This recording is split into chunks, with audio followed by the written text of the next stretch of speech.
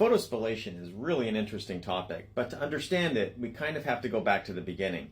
And it starts with effectively fusion. The energy that comes from fusion requires that when we bring two particles together, two nuclei, a proton and a neutron or other nuclei, that the energy that's given off is the same energy that we would have to put into the nucleus to split it apart.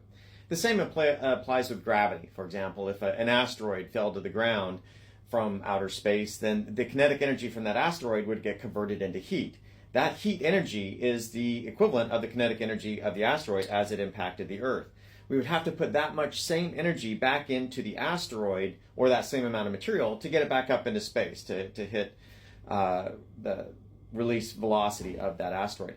And the same applies with nuclei. The strong nuclear force that's binding protons into the nucleus has to be overcome. You have to give enough energy to extract that proton as was given off when the proton went in, if you're just taking out a single proton.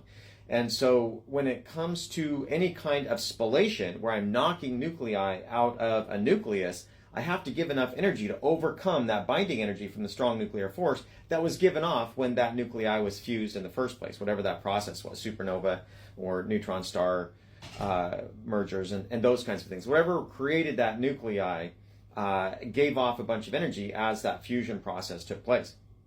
And so I can give that energy by a number of different means. I can bash it with a high energy alpha or a high energy beta, or I can hit the nucleus with a high energy photon.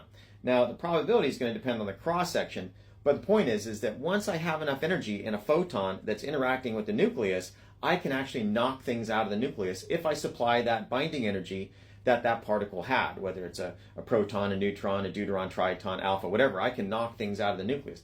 Now that takes about 10 mega electron volts minimum just to start talking about removing nuclei or nucleons out of the nuclei of any kind.